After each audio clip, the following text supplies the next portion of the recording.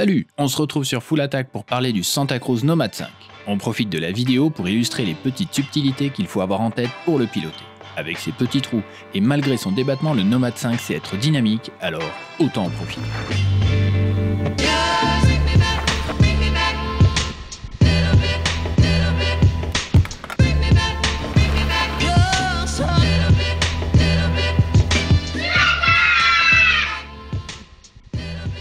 On commence par un cas de figure inévitable ou presque avant de descendre, le pédalage. Le Santa Cruz Nomad 5 est typique d'un 27,5 dans la mesure où on est toujours en prise, il faut toujours l'emmener, il n'y a pas d'inertie. Par contre, la giclette au coup de pédale est bien là, et comme tout bon Santa Cruz en VPP, la suspension se fiche bien au coup de pédale. On le voit clairement ici dès que la chaîne se tend.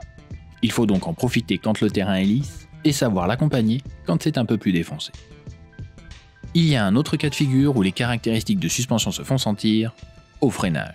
On l'a écrit et détaillé au début de cet essai, mieux vaut être fin sur les freins. C'est forcément valable dans la pente et quand on doit franchement ralentir. Dans les deux cas, la suspension peut figer. Donc il vaut mieux prendre l'habitude de tasser le vélo avant de freiner fort. Avec le temps, ça peut et ça doit devenir une habitude qui va avec l'idée de ne pas trop bloquer la roue arrière. Sur le Nomad 5, le pilotage passe donc par les jambes. Quand il faut jouer du terrain, avec le ressort, on peut clairement pumper, c'est un régal. Ça rend et ça génère très bien la vitesse. L'air suggère plutôt de profiter de la réserve de débattement qu'il procure à mi-course. A l'inverse d'ici donc, où la configuration ressort fait remonter le terrain dans les bras et dans les jambes. Sur l'air, le vélo encaisse la majeure partie du terrain et on se concentre sur l'essentiel, les vrais caps.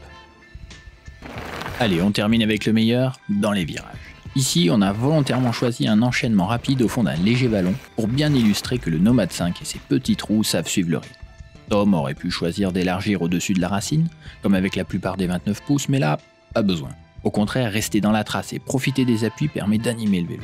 Il suffit de pousser pour avoir du répondant. Tom se fait d'ailleurs surprendre ici, tant le vélo lui restitue l'appui. C'est davantage le cas avec le ressort et les réglages ad hoc, mais ça l'est déjà bien avec l'air qui ne demande qu'à tirer pour sortir en manuel après s'être assis sur la roue arrière et planqué derrière le guidon. Voilà comment se pilote le Nomad 5. Mais pourquoi faire? À qui s'adresse-t-il? Réponse sur Full Attack à la suite du verdict d'essai du Santa Cruz Nomad 5.